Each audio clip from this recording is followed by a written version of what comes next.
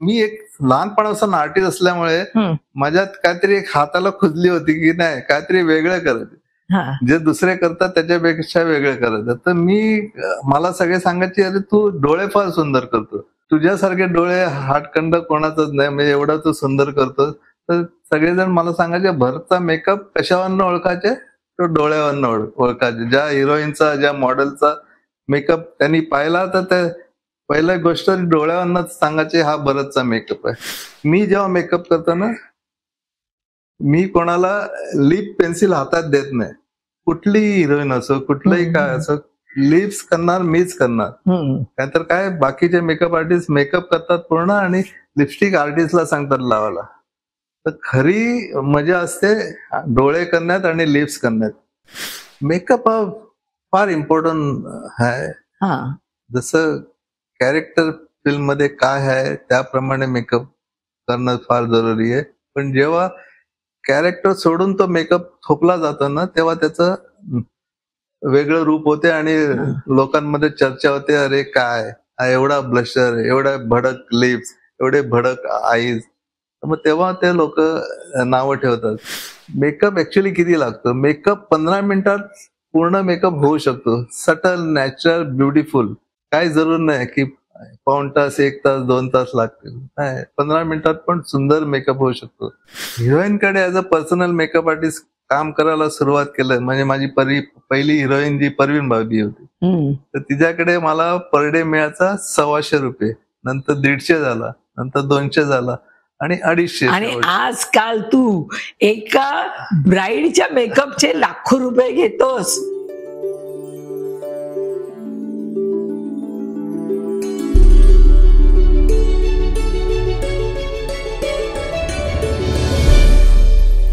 आज जी पाहुणी व्यक्ती आलेली आहे त्याच्या नावातच इतका गोडवा भरलेला आहे. भरत गोडांबे. नमस्कार करतो. एक मिनिट, मला वाटते चालू करायच्या आधी मला एकदा काहीतरी एक शार्प लाईन दिसते, ही थोडीशी डिफ्यूज केली नाही ते एकदम परफेक्ट. आणि तुम्हाला मेकअपची एवढी जरूरच नाही, किती तुम्ही सुंदर आहात विदाउट मेकअप. ही जी शार्प लाईन आहे ना, ही थोडीशी डिफ्यूज करायची. बाकी तुम्हाला मेकअप एकदम कमीत कमी असेल तरच जास्त चांगला दिसणार आणि जरूरच नाही मला वाटते. सांगू का, मेकअप म्हणजे माझी व्याख्या आहे, भरपूर लिपस्टिक लावली की मेकअप झाला. पण 10 मिनिटं आधी मला लवकर बोलवलं असतं तर मी केलं असतं 5 मिनिटात मेकअप. नाही, अरे बापरे, भरत गोडांबेला मेकअप साठी बोलवायचं म्हणजे मला वाटलं पूर्ण 3-4 तास जातील, तू तुझी व्हॅन घेऊन येणार. सगळं आधीचा अनुभव आहे ना मला माझ्या 2 लग्नांचा. माझ्या दोन्ही मुलांच्या लग्नांच्या वेळेला तू आला होतास आणि तुझा तो तामझाम मी सगळा बघितला होता, तो दाखवला असतो. मेकअप असतं खरं 5 मिनिटात. तू आणि डॉरिस हेअरचं करत होती, तू मेकअप केला सगळ्यांचा आणि त्याला सगळ्यांनी काय कॉम्प्लिमेंट दिले होते हे पण तुला सांगते. की कोणी म्हणतच नव्हतं तुझं एवढं वय दिसतंय, तुझं कौशल्य, त्यात मास्टरी आहे तुझी मेकअपच्या बाबतीत. आज सगळ्या हिरोईनना तू इतकं सुंदर दाखवतोस, मोठमोठ्या माधुरी दीक्षित पासून सगळ्यांना तू मेकअप केलेला आहे. मला सगळं आज डिटेल मध्ये ऐकायचं आणि माझ्या दर्शकांना, माझे जे फॉलोअर्स आहेत त्यांना सगळ्यांना खूप ऐकायला आवडेल आजच्या आमच्या गप्पा. तर मला पहिल्यांदा सांग, मेकअप सारखं असं वेगळं क्षेत्र कसं काय तू निवडलंस? ऍक्च्युली माझी सुरुवात करायची झाली तर गिरगावच्या माझ्या चाळीपासून सुरुवात करायला लागेल, जिथे मी राहत होतो, लहानाचा मोठा झालो आणि तिथून मी सुरुवात केली. तर फार इंटरेस्टिंग माझी कहाणी आहे. अक्षरशः शून्यातनं उत्पन्न झालंय. कसं बसं आपलं SSC 11 तेव्हा होतं, ते मी पास केलं आणि त्याच्यानंतर काही मला शिकायचं नव्हतं, पुढे जायचं नव्हतं. त्याचं कारण काय, तर घरात कोणतरी कमवायला पाहिजे व्यक्ती, म्हणून मला लगेच नोकरी करायची होती. तर म्हटलं नाही, आता पुढे शिकायचं नाही, काहीतरी नोकरी करून आपल्या आईचं आणि बहिणींची पोटं भरायच्यात, माझं स्वतःच बघायचंय. तर तिथून सुरुवात केली. लहान वयात जबाबदारी आली? लहान वयात जबाबदारी माझ्या जबाबदारीने आली. मी 8-9 वर्षाचा होतो तेव्हा माझे वडील आजाराने ते वारले. त्याच्यानंतर अक्षरशः 13 दिवसानंतर आई घरातनं बाहेर पडली आणि कामाला सुरुवात केली. तिला 4 लेकरांची पोटं भरायची होती. सुरुवात अशी झाली माझी. चाळीतनं, गिरगावची चाळ, कासारवाडीतनं मी निघालं. सुंदर चाळ होती. तर आईने तेव्हापासून कष्ट करायला सुरुवात केली आणि तेव्हाच मी लहान जेव्हा मला समजायला लागलं की आयुष्यात काहीतरी करायचं, माझ्या फॅमिलीसाठी करायचंय, तर ते डोक्यात होतं. आणि जसा जसा मोठा गेलो होत चाललो, 10 वर्षाचा, 11 वर्षाचा, 12 वर्षाचा, तर तेव्हापासून मनात होतं की नाही, मला पैसे कमवायचे आहेत, मला काहीतरी चांगलं काम करून नाव पण कमवायचं आहे. आणि अशी माझी जर्नी चालू झाली. तर हळूहळू 11वी संपली तेव्हा आमच्या वाडीमध्ये जी व्यक्ती होती ती उषा हजारे म्हणून एक होती. ती हेअर ड्रेसर पण होती, जॉन्सन अँड जॉन्सन कंपनीमध्ये काम पण करायची. तर तिने मला सांगितलं की भरत, तुझ्यात हातामध्ये चांगली कला आहे. तर तेव्हा आम्ही हँडमेड ग्रीटिंग कार्ड तिच्याकडे करायचं. ती म्हणजे आमची लाईन गिरगावची खाडीलकर म्हणजे पेपर लाईन होती. तर तिथे ग्रीटिंग कार्ड, तिकडे वेडिंग कार्ड नंतर झाली. हा, वेडिंग कार्ड पण होती, पण त्या ग्रीटिंग कार्ड तेव्हा फार, हँडमेड ग्रीटिंग कार्डचं फार तेव्हा महत्वाचं होतं. तर क्रिसमस कार्ड, दिवाळी कार्ड, तर आम्ही वर्षभर ती हँडमेड ग्रीटिंग कार्ड करायचं तिच्याकडे. आणि त्याच्यातनं एका तासाचे मला वाटते 4 आणे मिळायचे. ते आम्ही डायरीवर लिहून ठेवायचं आणि वर्षातनं काहीतरी 550 रुपये व्हायचे एवढ्या मेहनतीचे. मग ती द्यायची. त्याच्यातनं मी माझी शाळा, माझा गणवेश सगळा मी पूर्ण केला. आई कमवतच होती, आईला जे मिळत होते त्याच्यातनं आमचं दोघांचं व्यवस्थित चालत. अशी सुरुवात झाली माझी. पण मेकअप कडे कसा काय वळलास तू? मेकअप मध्ये त्यावेळेला पण होते आणि अजूनही लोकांना माहित आहे, पंढरी जोकर म्हणून, पंढरी दादा म्हणतात. तर ते त्यांच्याकडे ती बोलली की तुला मी ठेवू शकतो, आणि ते फार इंडस्ट्रीचे मोठे मेकअप आर्टिस्ट आहे, व्ही शांताराम, यश चोप्रा, बी आर चोप्राकडे काम करतात, तर तुला इंटरेस्ट असेल तर मी शब्द टाकते म्हणून. म्हटलं काही पण चालेल, मला तर काय एबीसीडी माहिती नाही कसली काय. तर पंढरी जोकरांना तिने भेटून दिलं मला आणि सांगितलं की दादा, हा गरीब मुलगा आहे, अगदी चांगला आर्टिस्ट आहे आणि चांगला व्यक्तिमत्वाचा आहे, तर तुम्ही प्लीज ह्याला ठेवा म्हणून तुमच्याकडे. तर लगेच दुसऱ्या दिवशी बोलवलं घरी आणि कामाला सुरुवात झाली. तर ते त्यावेळेला ते मिशा, हेअर विग वगैरे बनवायचे. तर तेव्हापासून त्यांनी मला प्रॅक्टिस द्यायला सुरुवात केली. चल हे सुरुवात कर. अशी कामाची सुरुवात झाली आणि हळूहळू क्षेत्रामध्ये आवड निर्माण झाली. तर लगेच 6 महिन्यामध्ये तर फिल्म इंडस्ट्रीमध्ये काम करण्यासाठी पहिल्यांदा एक आपल्याला युनियनचं कार्ड लागते, त्याशिवाय तुम्हाला तिथे सेटवर जाता येत नाही. त्यामुळे दादानी त्यांच्या जे ओळखीचे होते युनियनचे माणसं, त्यांना सांगितलं की ह्या मुलाचं एक कार्ड बनवा म्हणून युनियनचं. त्यावेळेला 75 ला ते कार्ड बनलं गेलं. आणि मग हळूहळू दादानी जे जे त्यांचे पिक्चर होते त्यावेळेला, तर प्रत्येक सेटवर मला घेऊन जायचे आणि इंटरेस्ट त्याच्यातनं डेव्हलप झाला की कुतूहल वाटायचं की आर्टिस्ट कडे दादा मेकअप करायचे आणि मी पाठी उभं राहायचं आणि बघायचं. तर अशी वर्ष, 1.5 वर्ष, 2 वर्ष होत चालली आणि त्याच्यानंतर मग हळूहळू इंटरेस्ट वाढत गेला. कामं करायला पण मिळाली, काम बघायला पण मिळालं. आणि मेकअप, तेव्हा मेकअप ट्रे असायचे, ते सांभाळणं फार इम्पॉर्टंट होतं. तर ते आम्ही रोज सकाळी येऊन साफसूफ करून दादांसाठी रेडी करून ठेवायचं. तर तिथून सुरुवात झाली. म्हणजे साधारण तू किती वर्षाचा होता तेव्हा जेव्हा मेकअपला सुरुवात केली होती? जस्ट तर मी 17.5 वर्षाचा होतो. अच्छा. पण त्यावेळेचा मेकअप आणि आताचा मेकअप म्हणजे जमीन अस्मानाचा फरक असणार. तेव्हा रूज लावायची म्हणजे इथे इथे लावली की संध्या नटी विशेषतः हे रूज म्हणजे इथे डोळे म्हणजे भरपूर काजळ लावलेले असायचं, जे जुने मेकअप आपण बघतो. पण मला वाटतं की प्रत्येक काळाची गरज होती, प्रत्येक युगाची, प्रत्येक काळाची, प्रत्येक डायरेक्टरची, प्रत्येक त्या गोष्टीची, जी पण फिल्मची गोष्ट आहे त्याला जे इम्पॉर्टंट असेल त्यावेळेला ते त्याप्रमाणे चालत गेलं. आणि त्यावेळेला एवढं डिजिटलाइज वगैरे काय नव्हतं, एकदम इन्स्ट्रुमेंट कलर फिल्म असायची त्यावेळेस. तर दादांना याची फार माहिती असायची या गोष्टीची, फिल्मची टेक्निकल पॉइंट. कारण ते अशा माणसाकडे काम केल्यानं त्यांनी, व्ही शांताराम सगळ्यांचा गुरु, त्यांना सगळं माहिती. तर माझं लक की मी पंडित दादांकडे मेकअप शिकलो आणि त्यांचे जे गुण होते ते पण मी माझ्यात आत्मसात केले. सगळ्यांचा मी लाडका पण झालो त्यावेळेला, त्यांचा पण होतो. पूर्वीचा जो मेकअप होता, त्यांच्या आयब्रोज बघितल्या काळ्या भोर अशा इथपर्यंत, इथे मोठं असं एक रिंग काढली जायची, कपाळावर अशा केसाच्या बटा असायच्या, म्हणजे तो कळायचं केसाची बट नसायची पण ती काळ्या रंगाने अशी केलेली असायची, ओठ असे जाड जाड ओठ. आणि आता पुन्हा लोक आर्टिफिशियल करून घेतात बोटॉक्सने ओठ, पुन्हा तेच आलंय आता. जशी जास्त हुशार माणसं प्रत्येक क्षेत्रामध्ये यायला लागली, कॅमेरामध्ये, साऊंड मध्ये, मेकअप मध्ये, हेअरस्टाईल मध्ये, तर त्यांनी ते थोडी थोडी बदल करून तो जो आता न्यूड मेकअप, नॅचरल मेकअप हे फार झालेले, लाऊड मेकअप होता तो सबड्यूट करायला आम्ही सुरुवात केली आणि तो आता एकदम नॅचरल न्यूड मेकअप पर्यंत आलेलो आहे. तुझी अशी काही खास एक पद्धत आहे का, किंवा हा मेकअप भरतनेच केलेला असेल असं काही वैशिष्ट्य होतं का तुझं? मी एक लहानपणापासून आर्टिस्ट असल्यामुळे माझ्यात काहीतरी एक हाताला खुजली होती की नाही काहीतरी वेगळं करायचं, जे दुसरे करतात त्याच्यापेक्षा वेगळं करायचं. तर मला सगळे सांगायचे, अरे तू डोळे फार सुंदर करतो, तुझ्यासारखे डोळे हाटखंड कोणाचंच नाही, म्हणजे एवढा तू सुंदर करतो. तर सगळेजण मला सांगायचे भरतचा मेकअप कशावरनं ओळखायचे, तो डोळ्यावरनं ओळखायचे. ज्या हिरोईनचा, ज्या मॉडेलचा मेकअप त्यांनी पाहिला तर ते पहिल्या गोष्ट डोळ्यावरनं सांगायचे हा भरतचा मेकअप आहे.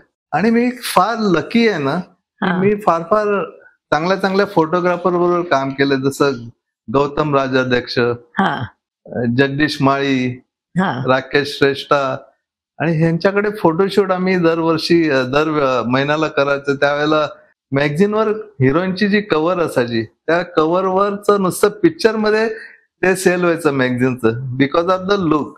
फोटोग्राफी आणि मेकअप तो जर छान असेल ना ते मॅगझिन फटकन विकून जायचं.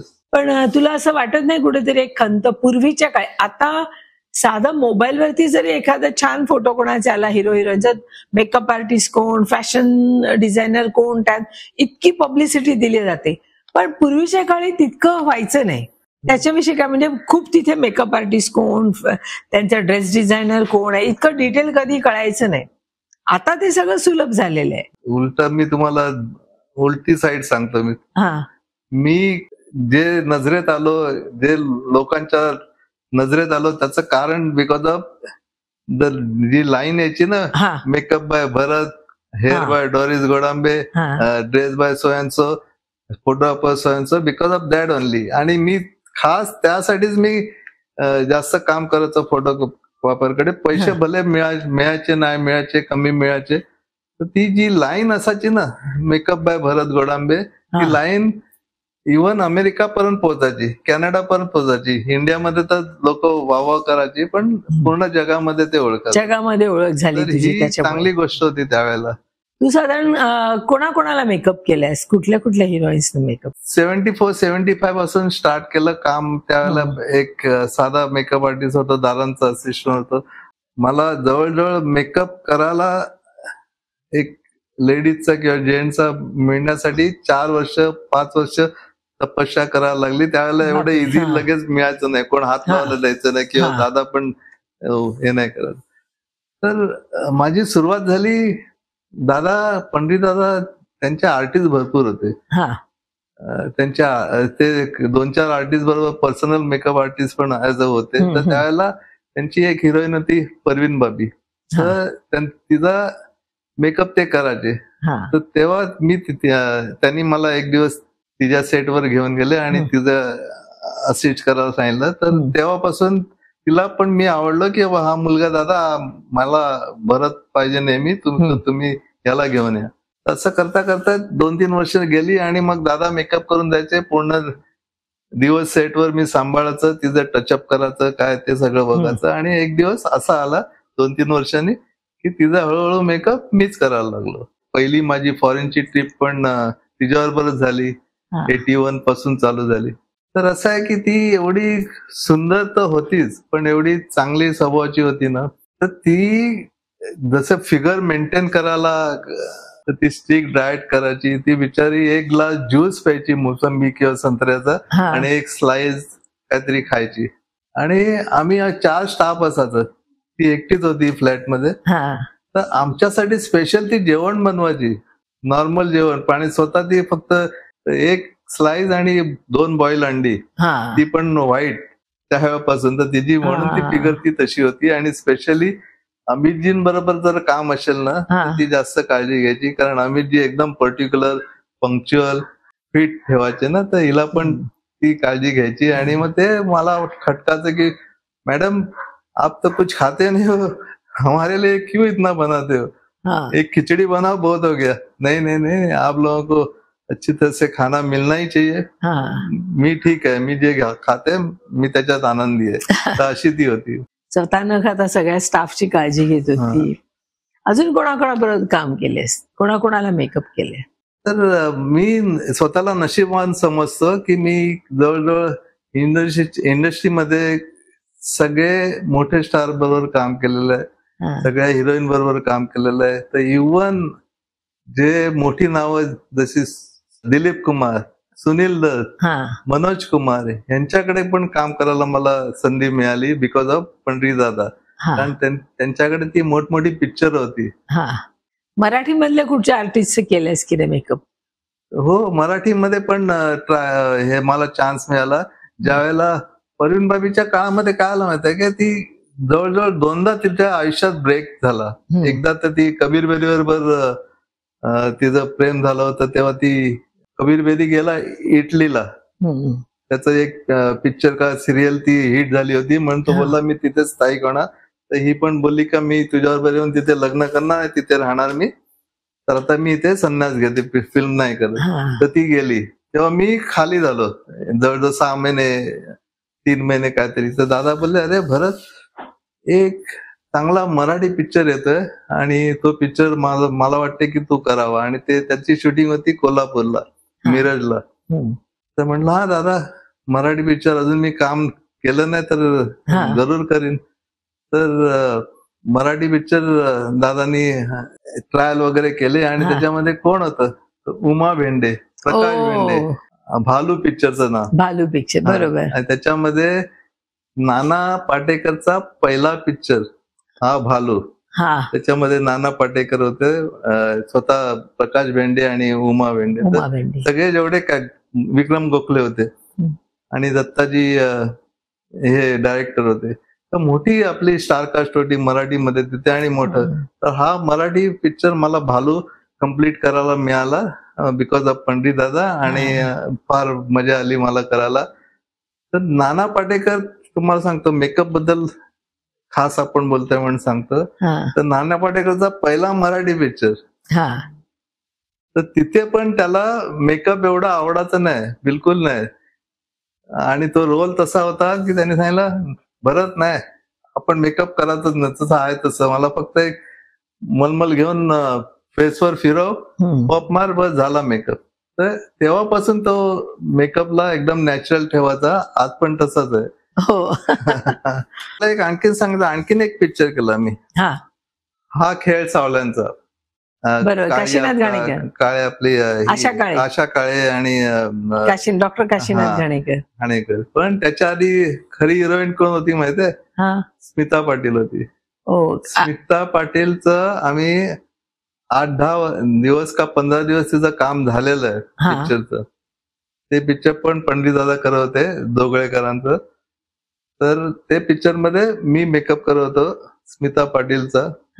आणि 10-15 दिवसांनी ती गायब झाली. तर तिच्या कोणीतरी वाटते डोक्यात टाकलं की मराठीमध्ये तू केलंस तर मराठीमध्ये अडकणार, तुला हिंदीमध्ये चान्स नाही मिळणार. तर ती गायब झाली आणि मग इथे प्रॉब्लेम झाला की अरे पिक्चर तर पूर्ण स्क्रिप्ट सगळं स्टाफ तयार आहे हे ते. मग त्याच्यानंतर 4-5 दिवसांनी निर्णय घेतला की हिरोईन बदलाची. मग तेव्हा ती आशा काळे आली. मग पुन्हा रिशूट केलं, सगळं रिशूट केलं. पण स्मिता पाटील जे तिचं त्यावेळेला जे विचार होता, नंतर ती हिंदी चित्रपटात आली आणि सुपरहिट झाली, तो गोष्ट वेगळी. पण अशा पडद्यापाठीच्या काही गोष्टी असतात त्या पब्लिकला. तुला माहितीये ना, स्मिता पाटील आधी दूरदर्शनवर बातम्या वाचत. हो बिलकुल, तिथूनच ती यायची ना आणि आमच्या शूटिंगला चालू करायचं. आणि परवा याकूब सईद आले होते, त्यांचा मी इंटरव्ह्यू घेतला, तेव्हा त्यांनी एक छान किस्सा सांगितला की एक दिवशी एक मुलगी त्या ऑडिशनला फेल झाली होती म्हणून रडत बसली होती. तरी का रडते तर म्हणाले मी इथे ऑडिशनला आलेले आहे आणि नाही बघायला झालं. तर त्यांनी परत एकदा चल तुझं सेपरेट घेतो आणि ती आवडली, तिचं रीडिंग आवडलं आणि त्याच्यानंतर म्हणजे ज्या ऑडिशन मध्ये ती फेल झाली होती ते पुन्हा न्यूज रीडर म्हणून तिचं सिलेक्शन झालं आणि ती दूरदर्शनवर न्यूज वाचत होती आणि नंतर मग चित्रपटात गेली. असं म्हणतात ना हिरोईनची फार नाटकं असतात, नखरे असतात. असे कोणी त्यांचे नखरे दाखवलेत की नाही कोणी हिरोईनने तुला मेकअप साठी येतात तेव्हा?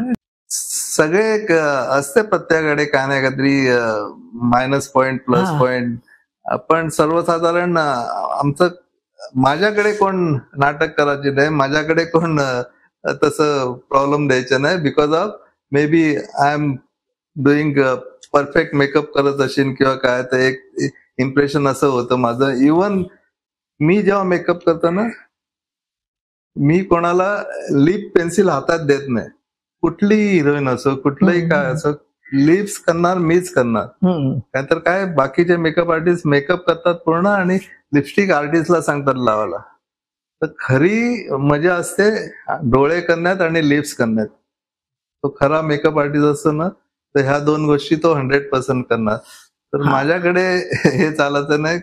आणि तुम्हाला सांगतो की मी श्रीदेवी बरोबर पण काम केलंय, माधुरी दीक्षित बरोबर पण काम केलंय. तर ह्या दोघी ज्या आहेत हिरोईन इंडस्ट्रीच्या फार मोठ्या हिरोईन आणि सुपरस्टार होत्या जेव्हा मी काम केलं. आता मी सांगतो की मी यांच्याबरोबर कुठचाही पर्सनल पिक्चर नाही केला as a personal makeup artist, कुठचा पिक्चर नाही. पण त्यावेळेला मॅगझिनचा जो पार्ट होता ना तो फार महत्वाचा होता. दिवाळी अंक निघायचा, त्याच्यामध्ये स्पेशल 25 पानं आर्टिस्टचे पिक्चर असायचे आणि लुक असायचे वेगवेगळे. तर ते करायला मला मिळायचे.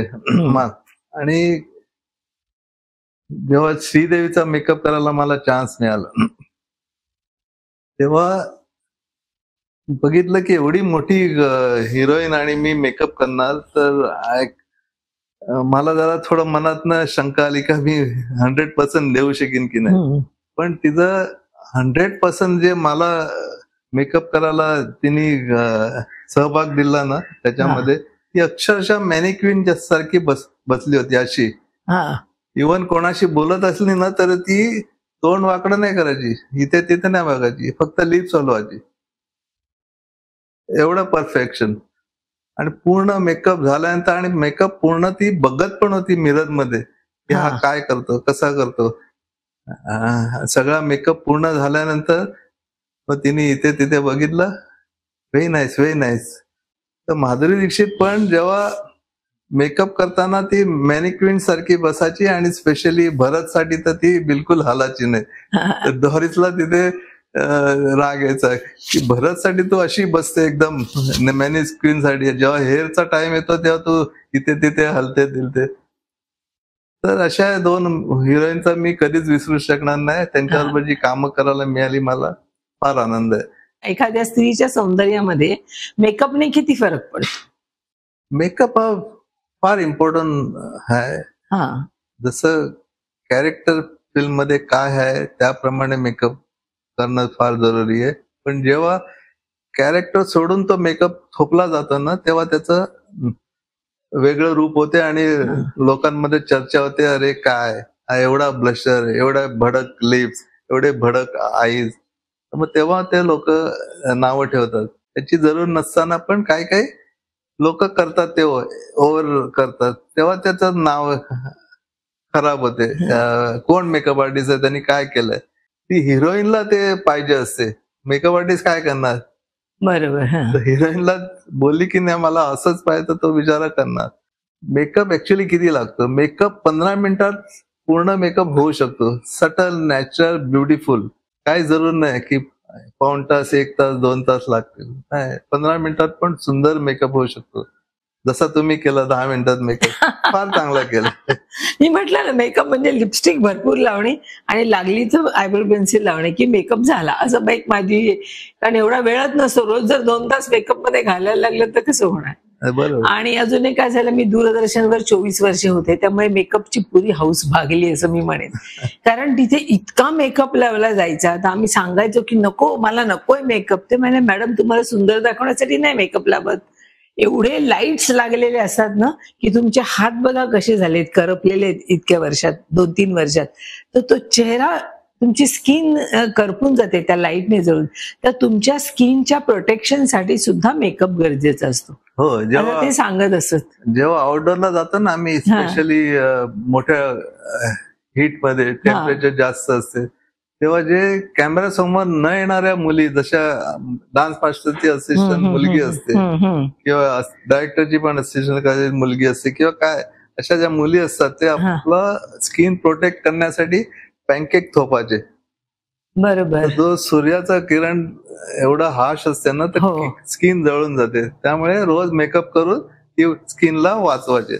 आता आजकाल आपण बघतो परमनंट मेकअपची खूप काय म्हणतो की खूप फॅशन आलेली आहे की बोटॉक्स करणे, ओठांना आपोआप परमनंट पिंक कलर देणे, आयब्रोज करणे, आयलॅशेस करणे, म्हणजे परमनंट. हेअर ट्रान्सप्लांट वगैरे तर आहेच, पण हे मेकअपचे प्रकार पुष्कळ झाले. तर त्याच्याविषयी काय म्हणणं आहे तुझं? जर तुम्ही जेवढं पाहिजे तेवढंच केलं तर ते चांगलं आहे. म्हणजे तुम्हाला जर आयब्रो लाईट असतील किंवा आयब्रोला एखादी पर्टिक्युलर लाईन प्रॉब्लेम येत असेल, तर ती तुम्ही त्याला हलकासा टॅटू म्हणतात, करेक्शन. तर फिक्स टॅटू येतो.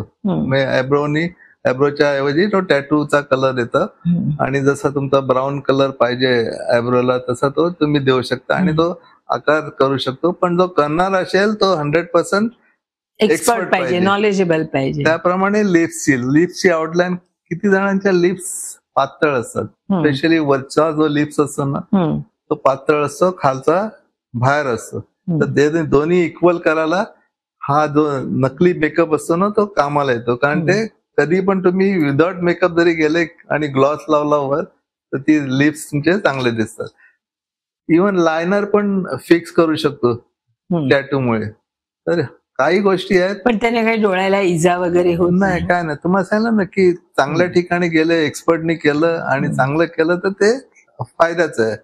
जसं लॅशेस पण अशा फिक्स लॅशेस तुम्ही लावू शकता की ते 1 महिन्यासाठी चालू शकतात. इव्हन तुम्ही आंघोळ पण केली तरी जात नाही. हा, तर अगेन सेम थिंग. माझ्या सगळ्या ज्या मैत्रिणी आहेत आणि माझ्या चॅनलच्या ज्या माझ्या फॉलोअर्स आहेत, खूप छान माहिती दिलेली आहे भरतने. बघा, तुमचं सौंदर्य लगेच कसं वाढवायचंय तो तुम्हाला सांगतोय, टिप्स देतोय.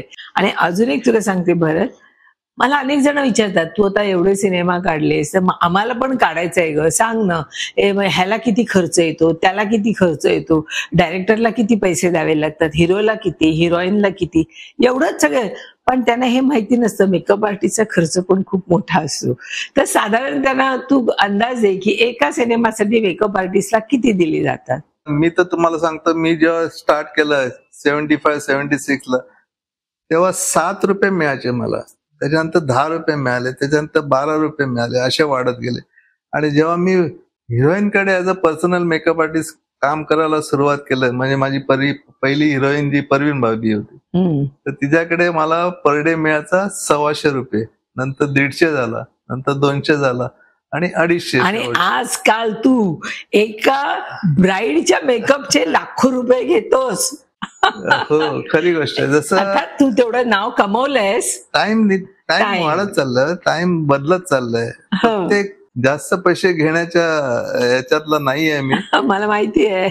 पण तरी पण असं आहे की भरत पैसे कमी घेतो, म्हणजे तो सगळ्यांना माहिती ऑर्डिनरी मेकअप आहे असे पण लोक बोलणार आहे. पण ज्यांना तुझा हात माहिती आहे, तू केलेला मेकअप माहिती आहे, ते असं कधीच म्हणणार नाहीत. तुम्ही सांगता ना ऍज अ मेकअप आर्टिस्ट आणि हेअर ड्रेसर हल्लीच्या काळामध्ये भरपूर पैसे मिळतात. आणि एवढे पैसे मिळतात की तुम्ही ऐकूनच तुम्हाला वाटेल, खरं नाही वाटणार की अरे एवढे. पण मला कल्पना आहे, आमच्या घरात 2-2 लग्न झाली आहेत, त्यामुळे मला कल्पना आहे.